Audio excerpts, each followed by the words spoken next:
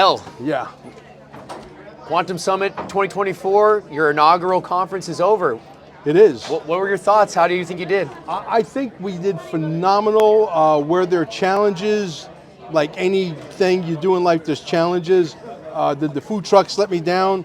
Did I order too many pizzas? I ordered 85 pizzas. I should have ordered maybe 40. Did you pay with Bitcoin? I didn't. I didn't. I paid with cash. Yeah. Yeah. Well, you know, we talked about things about the quantum financial system. We've talked about health and wellness. Got to talk with Ian Farrar, who's an incredible, your food guru. Yeah. So we've touched base even on intergalactical potential wars and things of that nature. A whole gamut of topics. What do you think was most impactful for those that attended today's conference? Well, you know, the fact that we tried to bring and encompass a solution package to everything. And there's a lot of people that still think, for example, that we're alone in this cosmos. We know that that's a bullshit story. You know, I mean, I have my own abduction story that I've told on Nino's Corner about maybe 5-6 weeks ago. The facts are that nothing is what it seems, and there's a lot of problems. It's not just a little bit of problems, and the solutions are simple yet complex. But then we need to recognize, okay, this guy is good at this, so let's bring him, he fits that part of the puzzle, that guy could do this, and so we become this nucleus, if you will. So that's what we've done here, and I think we've done a pretty good job at being able to achieve that. Now, I think that this is just the beginning of the beginning. I think we're probably gonna have a lot more quantum summits. Yep. I think the people were blown away. I think a lot of people said, this is the best, you know, gathering I've ever been to. We learned a lot. We talked from everything from growing food to the Galactic Federation, to extraterrestrial races and other solar systems, to organic food with Ian Farrar, with what's her name, Kerry Cassidy, who's been in the space for a very, very long time. Kerry Cassidy and I go back 25 years. Wow. People don't realize that. Kerry Cassidy, about 20 years ago, I'll tell you a story. She mentioned it briefly on here that she was on Trust TV, or True TV rather, True TV. What happened was they needed a time slot, and they had shot a pilot that was literally shelved for like months and months and months. And all of a sudden, somebody had called me because they knew that I had contact with Kerry Cassidy 20 years ago. Imagine 20 years ago, I could pick up the phone and call Kerry Cassidy. Yeah. Unfathomable. Wow. And so what happened was that I called her. I said, Kerry, you're not going to believe this, but your show that you did, your pilot that you did like 6-7 months ago, is going to actually air tonight. It's going to air tonight at exactly 2 a.m. in the morning. Yeah. I guess they don't want people to know about this stuff. Okay, I think, you know, we had put together a great team. We were instrumental in being able to figure out how do we bring in the best of the best speakers that encompass a whole spectrum of problems that we have potential solutions to these problems. And I think we were able to do that. And look at the volunteers. For example, boom, I said, hey, anybody want to volunteer? Look, we're literally, this place will be completely disassembled here in probably 20 minutes or less. Yeah. You know what I mean?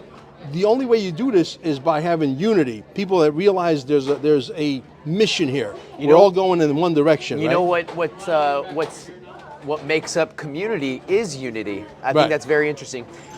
We also, let's see here, we discussed a lot of things here, and I have to be very transparent.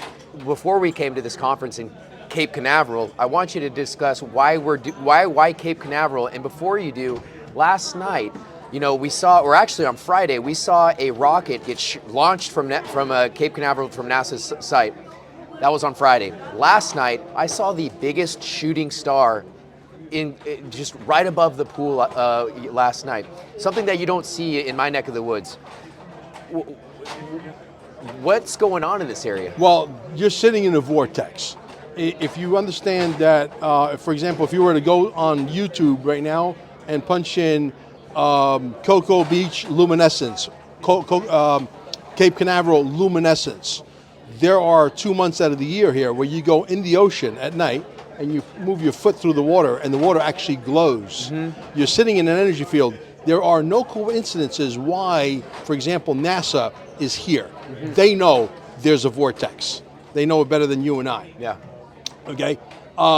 This whole thing with them launching, this thing in the sky, there's a lot of anomalies. And to get back to your shooting star thing, I'll get to that in a second. Please. But the reality is, what are they doing? What are they shooting up? They're shooting up another satellite that's joining what? They're joining Starlink. the Starlink system that is connected to what? The quantum financial system, the 3 computers, one in Reno, one in Spain, one in Dubai. Why hasn't this quantum financial system physically had gotten off the ground yet? I'll tell you why. Because there's a cabal that wants a central bank digital currency that is interested in enslaving you and enslaving me. They want you and I to walk down the street and be good little slaves, and if we don't do what they say, they're going to turn our money off. You can't do that in America. Yeah. We all have guns. If you turn our way of life out, what's going to end up happening is, because the American people are not docile by nature. If you really comes down to a push comes to shove, and you really you really make good on your threats, the American people are going to surround your house. Yeah. And they're going to you're going to shut off their money. They're going to shut off your life. Because we do have a Second Amendment here. We're not Australia. We're not the United Kingdom. We're not giving up our guns. We're buying more guns. We're buying more bullets. But to get back to and I like to do it like sort of like Pulp Fiction. Okay. Now I go back to the shooting star.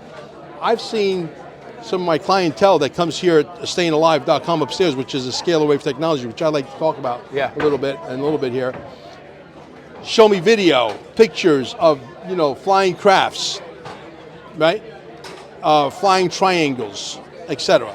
It all happens here. There's a vortex, like I said.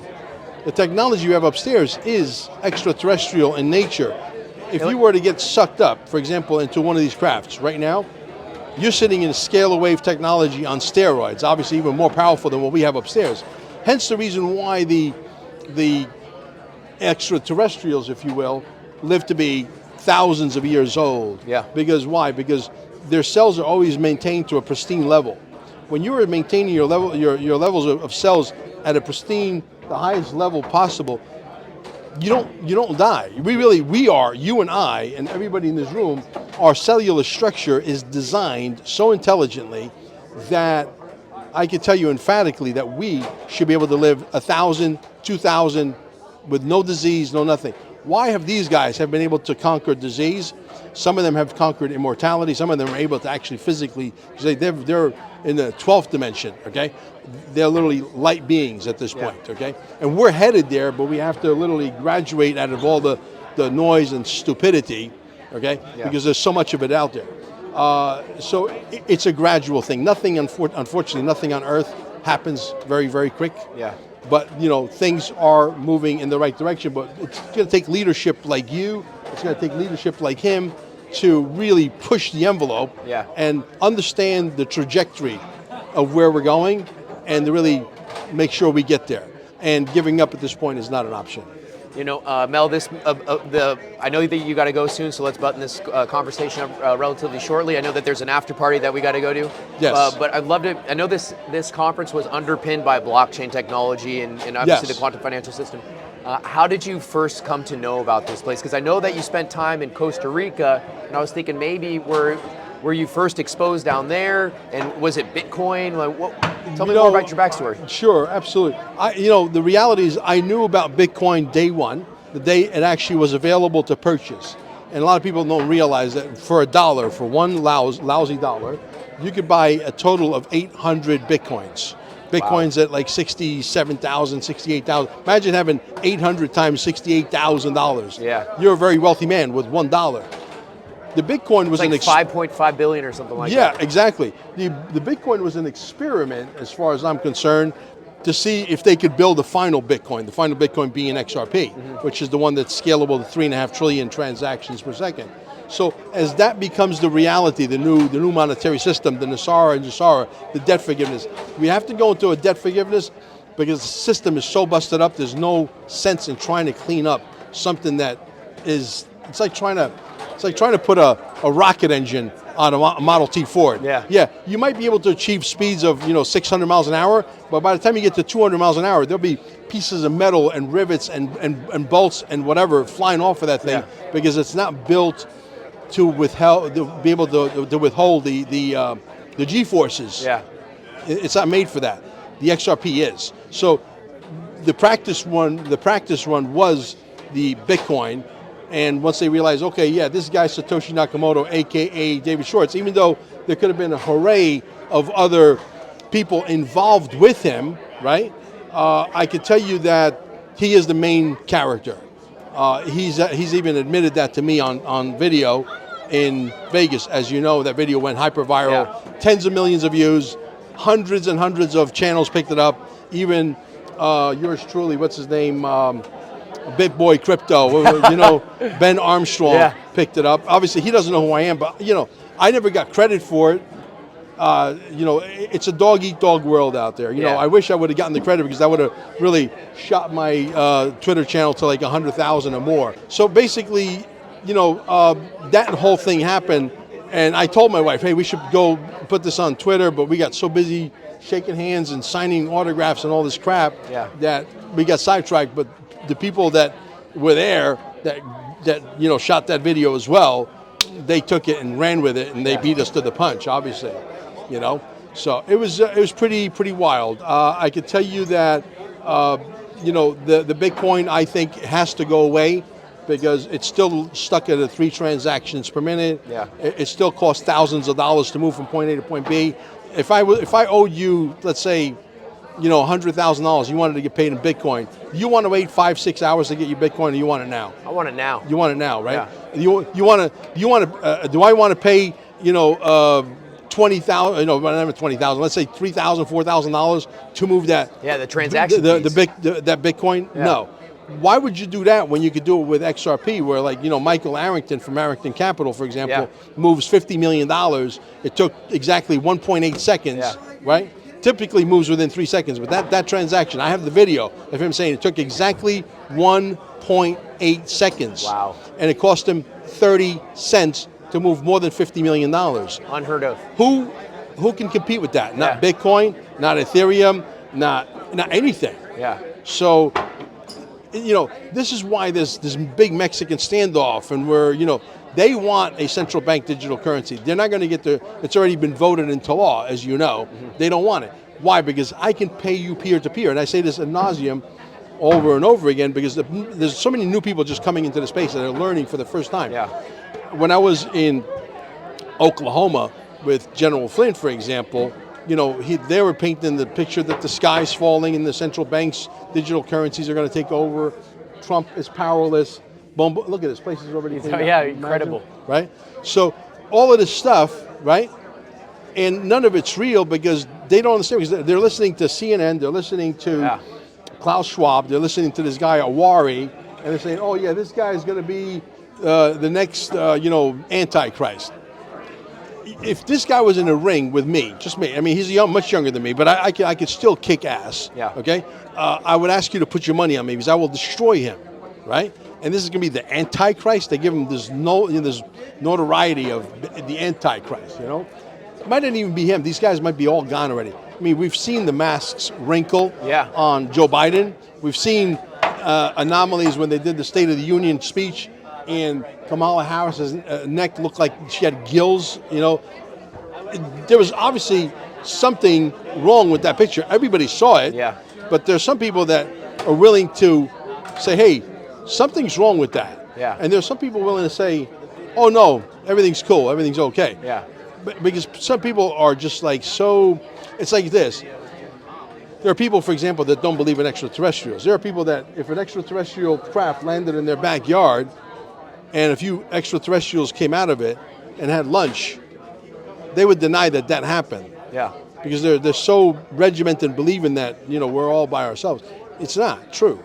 I mean, we're here, we're graduating to bigger and better things. Will we have cars that will be able to teleport us from point A to point B in record time? Will we be able to travel from Cape Canaveral here and go to Rome, Italy in 5 minutes? Yes, absolutely.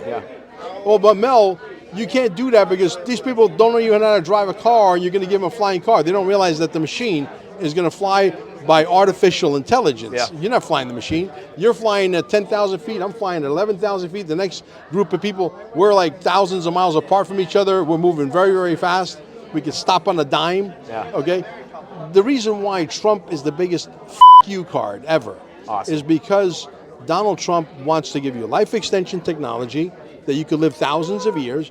He wants to give you flying cars. He wants to give you flying condominiums. He wants to give you, imagine having a car or a vehicle that has a bedroom, 1.5 bath, a kitchen, a living room, a dining room, a hologram, big screen TV that you watch. Okay, you probably won't have much time to watch TV when you're moving that fast anyway. And it erases all mass inertia inside the craft. That means you won't feel nothing. You can go from 0 to like 80,000 miles an hour in a second and not feel a thing. Yeah. Right? That's the technology.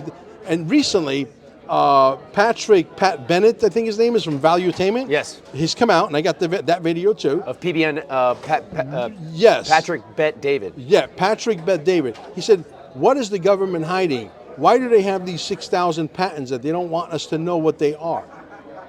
Exactly. We've been talking about that, and it's NESARA GESARA. These patents will be released under NESARA and GESARA.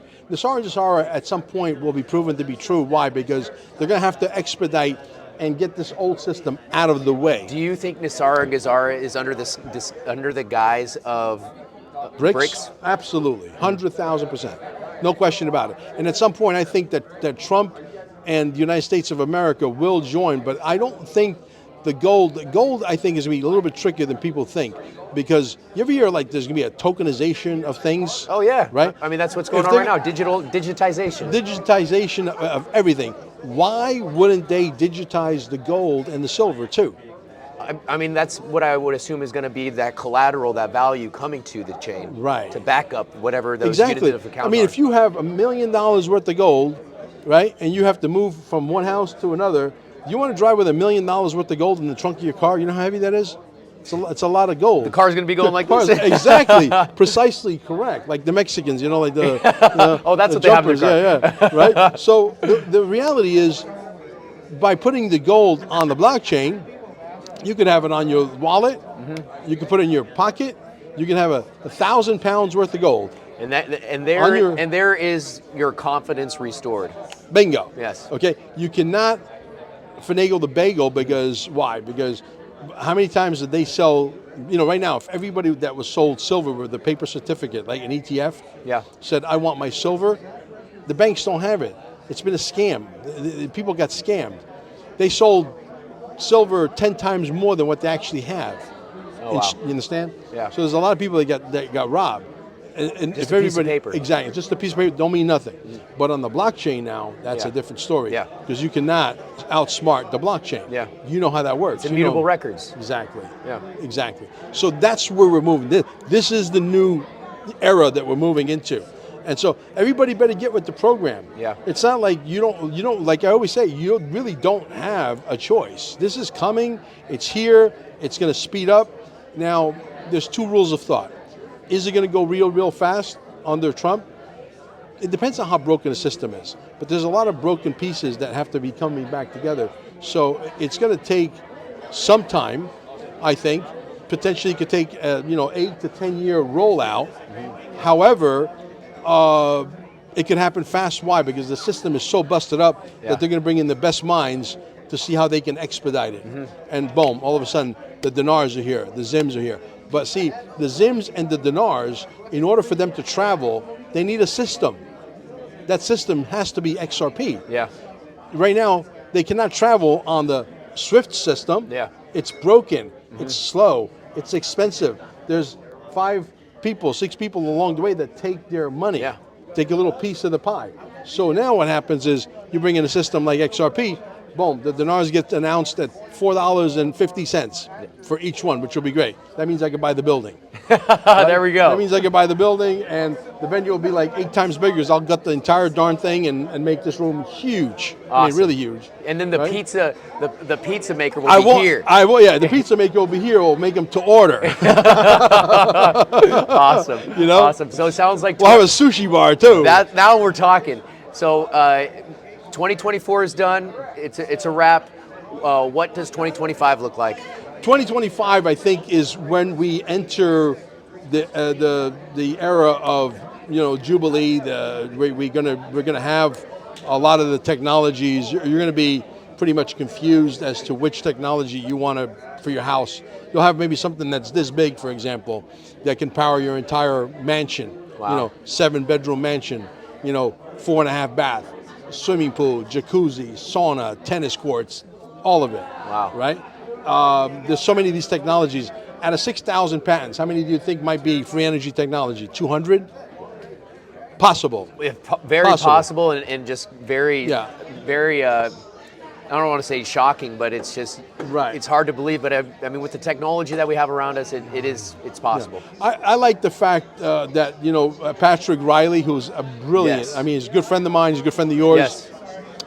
I mean, I met the most amazing people in this journey. Yeah. We're on this journey, we're on this trajectory. Yes. And, he basically said, hey, if you want help building this, contact me directly. Yeah. Now, wouldn't it be nice, let's say, if the NESARA train slows down, hey, what's to stop us to bring in some really cool people that know how to swing some wrenches, Yeah. right?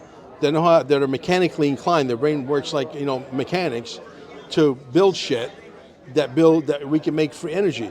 Wouldn't that maybe expedite? Say, you know what, these guys are not going to stop. Yeah. Patrick Riley, he went to that crazy quantum summit over there with that crazy nut job, the ex-pizza guy Mel Carmine, and he made it open source, and we have 1 million people in the United States already know about this, and it's growing like crabs in a whorehouse. It's growing real fast, Yeah. and we can't stop it, and because we can't stop it, we may as well because all the companies are going under. Why are they going under? They're going under because if you have a device in your house that gives you all the free energy technology you want, all the power, you can leave the lights on night and day, and you're never going to get a bill. 1 million people have that. Another 1 million is going to want it. Yeah. Next thing you know, everybody has it, and next thing you know what? Just give them all the technology. We're done. We're out of business. These guys are out. These guys are done. It's just a matter of time, but we have to keep up the pressure. You and I, our job is very simple. Our job is to find leaders, get a microphone, start a podcast. What I would love to see happen, and I talked about this yesterday with Robert Cunningham, Yes. I would love for maybe 20, 30 programmers come together. We all chip in, $5,000, $2,000, $3,000, $10,000 and build a YouTube for Patriots. Buy a platform that is customizable, that already resembles YouTube, rip it apart, put all the whistles and bells of YouTube, put it back together, test it for 6 months, a year, and everybody will come running. Why? Because that's what they want. The market speaks. The market is alive. The market is talking to us. Yes. We want YouTube, but we don't want YouTube that's run by a Marxist enterprise. Yes. Right? Make sense? Oh, absolutely. Right? So if we all put our resources together and build a YouTube that's for patriots, by patriots, Yeah. then YouTube can go to hell. Simple. Very simple. Is that why you're on Rumble?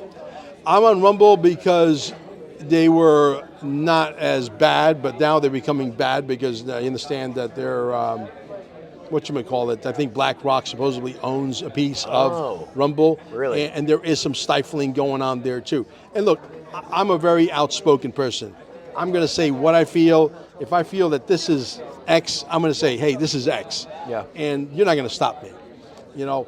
But the fact that someone is controlling the ability for a Ray Fuentes to excel in life, somebody has a control over your future, that's pure bullshit. Yeah. So we have to figure out, do we want to, be abused by these Marxist corporations, or do we want to build something dynamic and move in a different direction? Yeah. So now we're in the middle of, it's sort of like a quandary. We're basically in the middle of, do we wait until we win the war and take over? Because the victor of war will take over the spoils of war, right? Mm-hmm. So it's like if I come and invade your country, I'm going to take over your natural resources. I beat the shit out of you, right? Yeah. That's how it's done.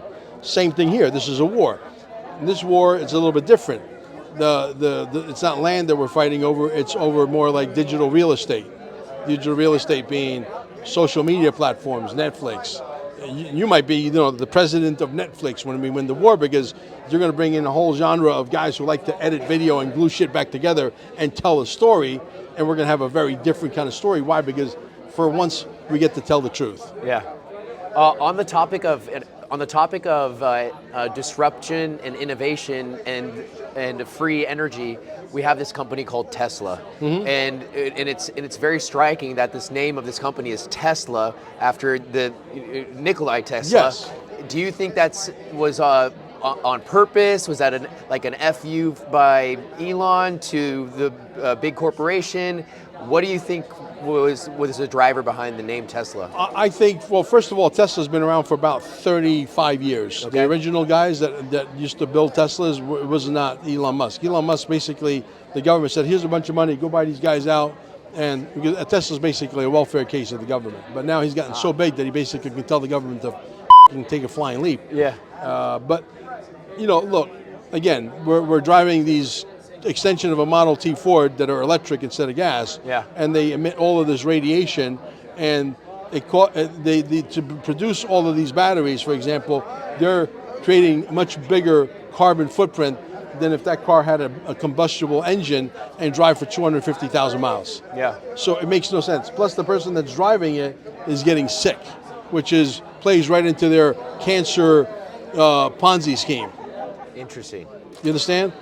So yeah, there's things that you could put, like for example, I got this thing that supposedly works, and there's video on this particular thing right here, where it cuts out maybe 95% of the radiation. This is a 5G. Yeah. So I don't like the fry. You put the headphones in my ears because it goes right to your brain. It fries you, man. So I'm always talking on speakerphone. If anything's going to get cancer, it would be my hand. But if this thing cancels out 98% of that, I'm pretty good. I'm okay. Yeah. Right? Yeah. Plus, I got the machines upstairs, which hopefully at some point we're able to destroy the medical industry. We need to get the word out. We need to get, hey, Mel and Dr. Sandra, they have these machines that literally allows the body to heal itself from every disease known to mankind, and we do.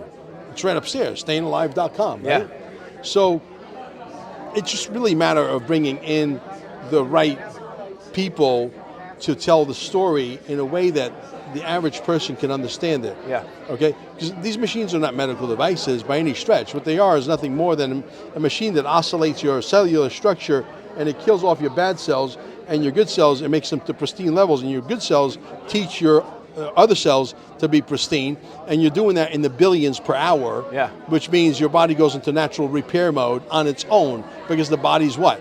Intelligent.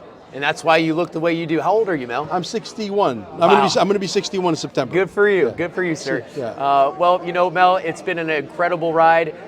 What does Quantum Summit 2025 look like? Well, hopefully we don't even have to have one in 2025 because we won the war, right? But if we do, and we're still at this, hopefully not. Look, I'm going to recruit as many people as it takes, and I'm going to put them all on the battlefield and let the dust settle however it's going to settle.